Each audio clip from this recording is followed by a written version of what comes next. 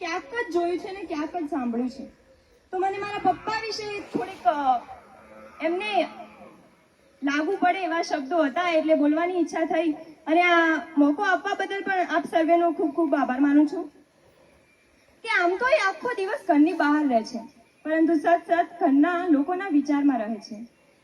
પોતાના શોખ તો ક્યારે છોડી દીધા છે પૂરા કરવાના, હવે તો બસ જરૂરિયાત જ પૂરી કરે છે. એ દુઃખી થશે પણ કહેશે નહીં, એ થાકશે પણ બોલશે નહીં, એ ચિંતા કરશે પણ જતાવશે નહીં.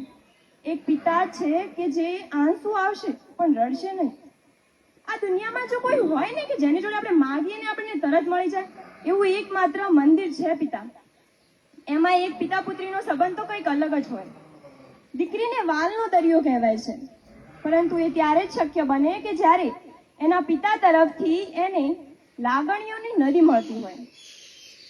એક પિતા કે જેને એની દીકરી જ્યારે પહેલી વાર અડધી કાચી ને અડધી રાજેલી રોટલી બનાવે ને એ પણ મીઠી લાગે છે.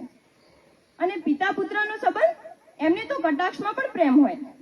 એક દીકરાના વિચારો કહું તો આમ તો એ મારી સાથે કડકાઈથી વર્તે છે, પરંતુ સમય આવે ને ત્યારે મિત્ર બનીને મારી સાથે આનંદ પણ માણે છે. એમનો સ્વભાવ ક્યારેક મને કડવો લાગે છે, પરંતુ પિતા બનીને આ દુનિયાના પાઠ પણ શીખવે છે. બહેન તો ઘણું બધું કહી જાય છે શબ્દોથી, પણ અમારે તો ફક્ત મૌનથી જ વાત થાય છે. અમારે તો ફક્ત મૌનથી જ વાત થાય છે. કે એક સાંધે ને તેર તૂટે ને એવી પરિસ્થિતિમાં પણ ઘરના સભ્યોને હંમેશા હસતા રાખીને ઓશિકાની આડમાં બે આંસુ પાડી લેતું પાત્ર એટલે પિતા. આ દુનિયામાં દેવકીની પીડા સૌ કોઈએ જાણી, પરંતુ અડધી રાતે વાસુદેવ કે જે નદી ઓળંગીને નીકળ્યા હતા એમની પીડા કોઈએ ન જાણી. કૌશલ્યના ગુણગાન આજે સૌ ગાય છે, પરંતુ મજબૂરીના પહાડ નીચે દટાયેલા અને પુત્ર વિયોગમાં મૃત્યુ પામેલા એવા દશરથની પીડા કોઈએ ન જાણી.